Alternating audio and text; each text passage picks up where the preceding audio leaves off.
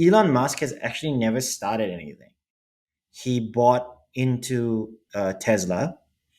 I think he also bought into PayPal, if I'm not mistaken, at the start. Same thing with Twitter, now X. Like that was never his. He just took over it. I don't think he wants there to be anything after he's gone. And another example could be Colonel Sanders. KFC and all are bought by like massive conglomerates, right? So maybe that could be you Yeah. one day, man. 50 years down the track, it's just your face on like a billboard, just an outline of your Just doing face. this.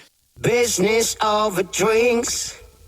Business over drinks. This is Dave and Tom. This is business over drinks. Hey everybody, welcome to another episode of Business with Drinks. My name is Tang and I'm calling in from Singapore. Hey! My name's My name is David, calling in from Brisbane. Hey, how you doing? Oh God, not as good as you, Brandy, man. Not as good as you. I'm doing fine, man. I'm doing fine. This is so the odd thing is that you may not know this that Dave actually I haven't actually spoken in a couple of weeks. Like I think we just texted, Yeah. but we haven't really gone on a call or Yeah, anything in a no, long normally time. we FaceTime before we sleep. We're the last person we speak to each night, and we wish It each has other to good be that night. way. Otherwise, you can't podcast unless you know the person so Intimately, deeply that inside and out. you've seen them naked multiple times. You can't podcast unless you've done that. You heard that right, Joe Rogan. All that rubbish podcasts out there, like, oh, I don't know my podcast partner like that. Anywho, before we destroy our listenership, so Dave, why don't you tell us what you're drinking, man? Because I want people to know what a really cool guy you are. Yeah, so tonight I've got a very interesting drink. It's a cup of water from a broken glass. So it's chipped around the side. What are you having? Before I go into what I'm having, I just want people to know that that's Dave's oldie glass that he has in his entire house. Yeah, My so entire life. anyway, so I'm having a grapefruit chuhai. It's a Japanese vodka-based alcohol, about 8%. Really, really, really good. We'll put a link to it in our show notes so that you can buy it yourself from wherever you guys are. We'd like to be sponsored by alcohol brands one day, but we're not. We do get sponsors once in a while. Mm. By alcohol brands? Yeah, until yeah, we Oh do yeah, actually, once in a while. we got Yeah. sponsored alcohol quite a bit actually. Why Yeah. did we stop drinking during our podcast? So the reason I was meant to drink, but I'm being a responsible person. I have to drive somewhere after this recording. So don't drink and Uh, drive, people. Just drink and yeah, sleep. Dave's got to go to alcohol AA, Alcohol's Anonymous. And All promote our right. podcast and our sponsored drinks. So this podcast is the structure's gonna be a little bit different. We've got an amazing topic we really want to talk about, which is around brands and content creation. It's something that I feel really strong about, and I want to talk to Dave as a content creator himself, as a former marketer, and now as a consumer who just spends all his money on useless crap. About that. But before we go into it, there's a couple of really like interesting news stories that have been popping out, like globally, Southeast Asia, Australia, and stuff like that. And maybe we just want to spend a couple of minutes touch on that a little bit because I think it might be an interesting. Just get some insights into it and see what we think. Yeah, Dave, do you want to kind of take us away because I think you got a really cool one from OpenAI. Yeah, so AI I just saw watched this clip from I think it was a TechCrunch being shared around about what Google did presenting the latest keynote presentation. All it was all about AI. Every tech company is just talking about AI, and obviously near the forefront is ChatGPT. They just released GPT 4.0, which some you've probably already heard about it, but to sum it up, it just reminds me now of that movie Her, where Joaquin Phoenix falls in love with a Siri type of character. This is so what GPT 4.0 does is it's not no longer just a text based model. So it can react to your facial expressions, it can react to your voice. It does all sorts of things. So it's pretty much like almost becoming like a human who reacts to who reads you and can respond accordingly. And it's going to be more and more conversational, more and more human like, which is pretty crazy. I mean, the one thing that really caught a lot of people's eyes, especially the non-techie guys, was the fact that ChatGPT's voice is a bit flirty. So it's like a really really flirty kind of like a cutesy voice. She sounds It's exactly throwing like people off. Scarlett Johansson. I thought about that movie. Have you seen it? Oh, her, yeah, I have, I have. Yeah, That's yeah. gonna be us in a few years, man. We're just gonna be That's me getting right mean now. and just like it is, it is. That is true. That is true. I mean, so that's I think Chat GPT has been kind of like occupying the main space when it comes to like global tech news. I think if you're looking, so since I'm based in Singapore, I see a lot of Southeast Asia stuff and like Singapore and everything out there. And I kind of want to talk about a very local Singapore issue, and one of that is there's no flipping charging or like the charging infrastructure for electric vehicles in Singapore is really, really, really bad. Like for a developed market where we're trying to encourage renewables, we're trying to encourage lessening use of fossil fuels, and I would just say that it's rather inconvenient to have an electric vehicle in Singapore because unless you live in a private estate or you live in a specific area where they have charging points, because most places don't, and people here live in apartments. They don't live in like garage. They don't have garages. They don't have like landed properties.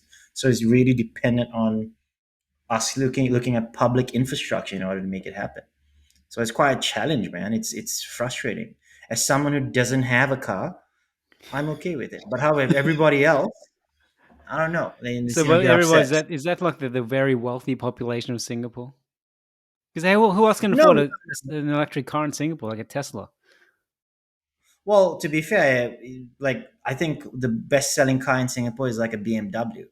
That's the same price as a Tesla. People don't care. They'll buy it because Mm, it's so expensive versus paying like 100,000 for a Toyota Corolla. They might as well spend 200K on buying a BMW. yep. Welcome to the hell that is Singapore car ownership, mate. Is anything being done about it, or is it just a pressing issue at the moment? I'm not even sure it's a pressing issue. I just think people are just frustrated by it because everything I'm seeing, right, is like they talk about it, but then we're not seeing a massive change in the infrastructure. And maybe I'm oblivious to it, but like for example, my brother has an electric vehicle and he complains about it all the time. I've got friends with EVs and they're complaining about it all the time. Where do So you where do you charge anecdotally, them now? Just at home? so for example, if you live in a condo, right, a private residence, Mm, then some of the garages have like charging points, like two charging points for maybe like 600 residents, right? So yeah. it's not kind of the best infrastructure for it, and I think publicly there aren't that many. Some are privately owned. So, for example, there are private companies that run, for example, electric car taxis. Yep. So there are charging points there, but I would say that honestly, it's the infrastructure requires a bit of an overhaul. But yeah, man, I think that's interesting. I think there's like kind of a lot of things that we can go into for that one, but I think what I really want to talk about now is really like the main topic, which is really about around brands and content and kind of get a good perspective about that. Yeah. Yep. What do like when you go on TikTok, when you go on Instagram, when you go on like whatever social media platform you look at, right? Because let's be honest, Dave, that's all you do. You're on the toilet scrolling through social media, I'm on right? the toilet right So now, dude. yeah, I'm pretty sure. For those on audio, he is. For those on video, he is. So a little portable potty. No, so like I'm just curious, right? What are you looking for when it comes to things like brand content? Like what's kind of catches your eye? So is this from the perspective of a company looking to develop their branding strategy, or is this from a consumer? What are you looking for? I think from a consumer perspective for now. I think let's look at it from a consumer perspective, and then let's take a step back and look at it from the professional side. So where are the brand strategies, where the content creators, where are the marketing people. Yeah. So let's look at I, it from a consumer side. I think from a consumer, I don't think it depends what you're looking for. Let's say if I want to sit down and relax and watch an episode of Shogun with my wife. I don't care who made it as long as it's a good movie. I'm not that specific. There's a famous Japanese actor who's there, but I'm not really watching it for him. I'm watching it for the story, and if he was another good actor, I would still watch it. If I were to get a new Apple product, a new iPad, I'm not waiting because it's Tim Cook. I'm not a Tim Cook fan like people would have been a Steve Jobs fan back in the day. I'm more of a product fan of Apple nowadays. If I'm looking to watch a Mr. Beast video, though, I will be in it for him. I wouldn't watch it for any of his buddies. I'd mainly watch it for him. So it depends what I'm really looking for. So if we're talking about TikTok, there are some people I do watch it specifically for the influencer or whatever you call them. So, for example, MKBHD, I watch his tech reviews. I specifically trust him and in what he talks about in his videos. But others, most of the time, maybe you can relate to this. When I'm on the For You page, I'm not really loyal to anyone. Anything that appears that's funny, that's interesting, I'll watch it. So David's not loyal. Okay, Karen. Yeah. Okay. Don't tell my No, wife. I'm joking. I'm joking. That's it from my. What do you think? So I think that's interesting. I think because when you mention, brands like Apple and like the biggest stuff, what you're really looking for is, can I get that product? I already have brand trust. I already understand that, so I'm Mm, looking for the brand to be telling me what to do, right? mm, But then maybe when we look at it from a perspective where people don't know the brand, or like it's a up and coming brand, or it's, you're a digital consultancy or a service provider, yeah. yep. Are we Do we trust that we can build that brand trust in a reasonable amount of time, or are we looking at, hey, I need to be, as an entrepreneur individual, I need to be the brand, right? Because you mentioned, for example, Mr. Beast, MKHD, HB, is it Yeah. MKHD? Oh, I keep yeah, forgetting the order of it. Yeah, something yeah, called I that out. figured it Yeah. out. Yeah. Yeah, I know his real name, Marcus Brownlee. I actually don't Yep. know what his thing is. We're looking at, I'm looking at, say, for example, someone like a Alex Hormozi, or for lack of a Gary, better your person. favorite Gary V. Oh God, Gary Vee. Ugh, yuck. No, I'm joking. I love you, Gary. What they are doing though is they're kind of building. They built themselves. They became the brand, Mm. right? Do you know what you know, Alex Hormozi, right? His latest company is what's it? Entrepreneur.com or something like. He invests in other companies. Like huge. Now. He's really tanky. He's got that band-aid on his nose. You don't even know the name of his brand, but you know Alex Hormozi, Yeah. right? And then you'll go and look for Alex Hormozi, then you'll find out the name of his brand. So Yeah. like there's a downside to that a little bit, yeah, because you like, do you know the name of Gary Vaynerchuk's massive agency? Like it's a global agency across the world. Vayner Media. Okay, yeah. So you knew that, That's yeah? because I worked in the space back in the day. So we followed all the big agencies. There's like a sizable chance that you might not actually know the name of the company, right? Yeah. I got a two-part question for you, and I want you to come at this from a professional standpoint, right? Do you think that that's actually a detriment to the growth of companies? Doesn't have to be an agency, but like the growth of a company. Or, and the other question is, how do you balance that as an entrepreneur looking to build your brand? Are you looking, because does it matter that you have a brand, or your personal brand is more important than the actual brand of your company? What's your perspective on that? Also, just for everyone who doesn't know, Alex Moses' company is called acquisition.com. That's it. Acquisition.com. Yeah. That's it. Sure, Dave. Let's Yeah. pretend you knew that. All right. Okay. So, Dave, it's a two-part question, man. What do you think? So the question is it more important to build your brand as the personality behind the company, or to build the brand of the company itself? Like for example, an Apple.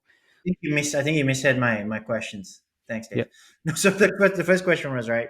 Like you mentioned, like you knew Alex Hormozi, but you didn't know his brand, Mm. acquisition.com. Do you think that that's actually like a big, one of the negatives, like a negative that is kind of like is going to like affect your brand, and is that an issue?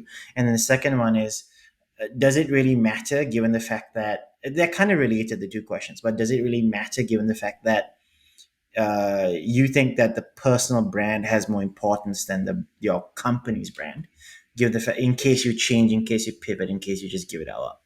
That's exactly what it said. So is it the personality behind the brand, or is it the brand itself? That's it, right? It's exactly. I think it depends on a lot of stuff. So I can only make examples of big companies because they're the ones I follow. So let's say a lot of people were worried that the stock price, and I think it did when Steve Jobs died, because they were saying he carried the company. A lot of people in their minds, he was the inventor of a lot of stuff, and they thought it's doomed to fail. Without him, it's gone. But now it's a multi-trillion-dollar company. So it is possible that a company where the brand Steve Jobs carried a lot of it, because he had so many fans behind him, can still continue. But if you look at something like Elon Musk's companies, will Twitter continue without his strong personality? If he passed away for some really unfortunate reason, and X was taken over by his future staff, would they be brave enough, for example, to focus on freedom of speech and then take the heat?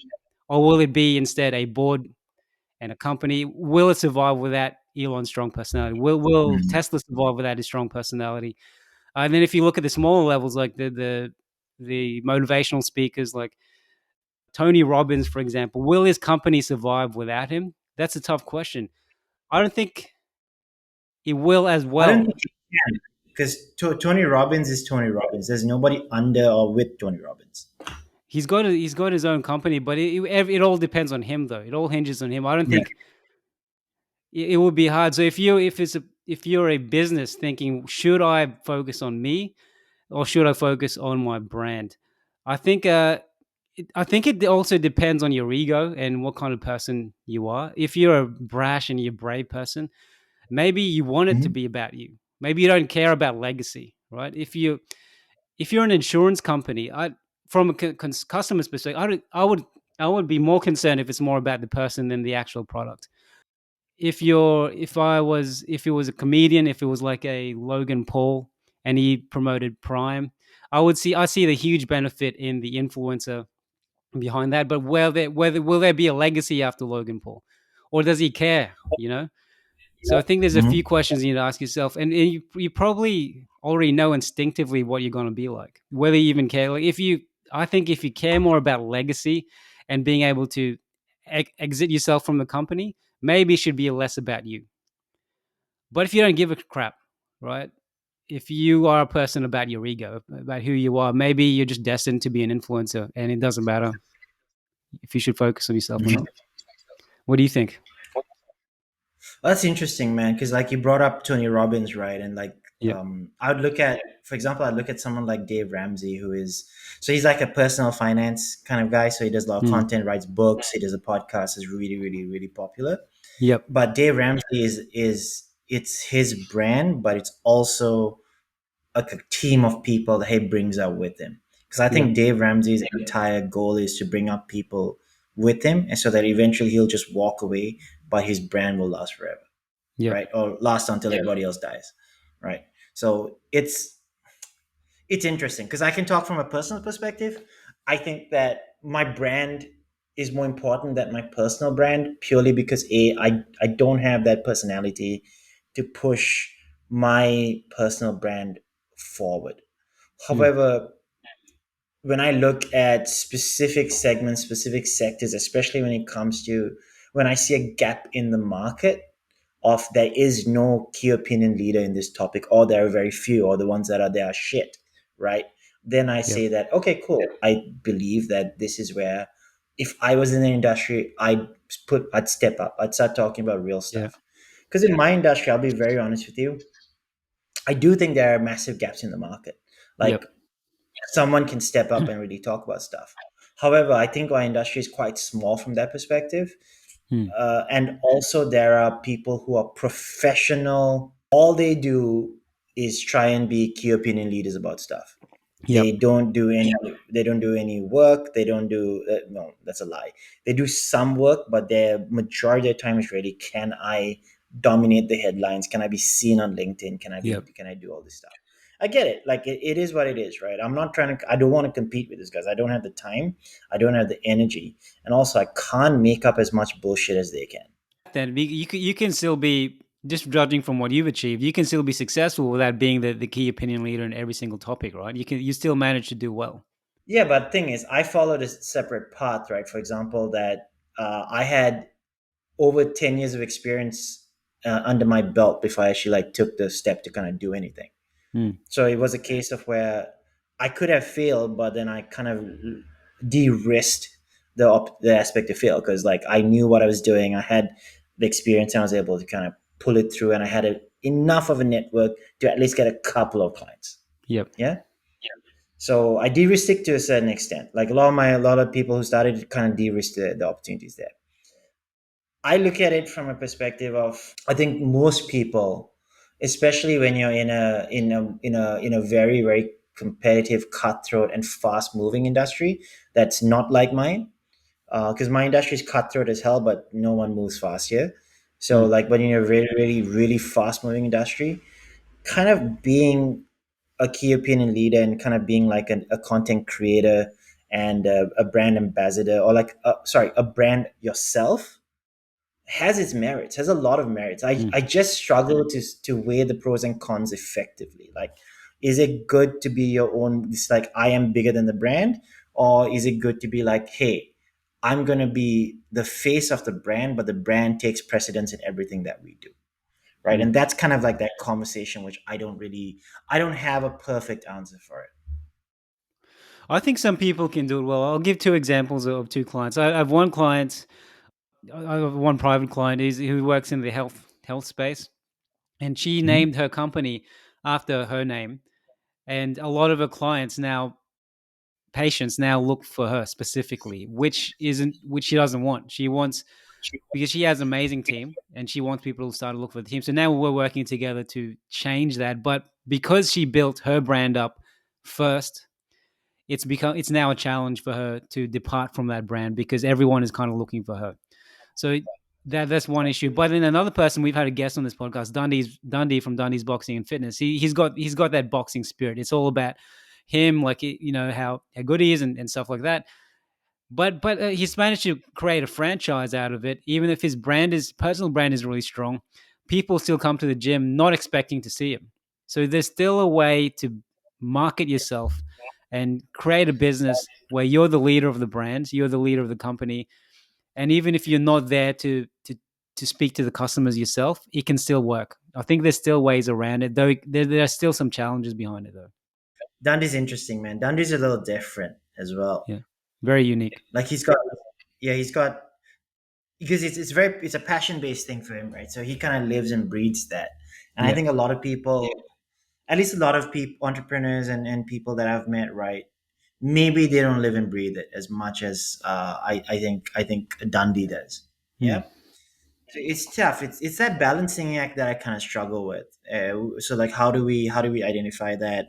How do we identify like what's the best option and opportunity for people? Because my thing is we gotta, regardless of whether you want to be the face or not, in a growing and emerging business, as a brand, emerging brand, you have to be the face of it.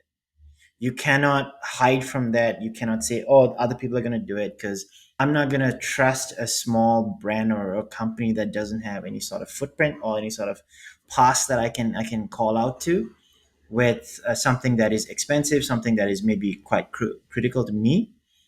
If I'm not seeing something from that brand that differentiates them quite a lot. Like from marketing perspective of everything, like leadership internally, I or think I think everything, but we're talking purely from a marketing yeah, perspective here. For like from a business standpoint, everything. As a business owner, you kind of got to take ownership of that, right? yeah, Unless you get to a stage where it's too big for you to do it, and that's a good thing. You're just like, cool, I'm too big to handle it by myself. mm. Let's go and get other people to come and do it.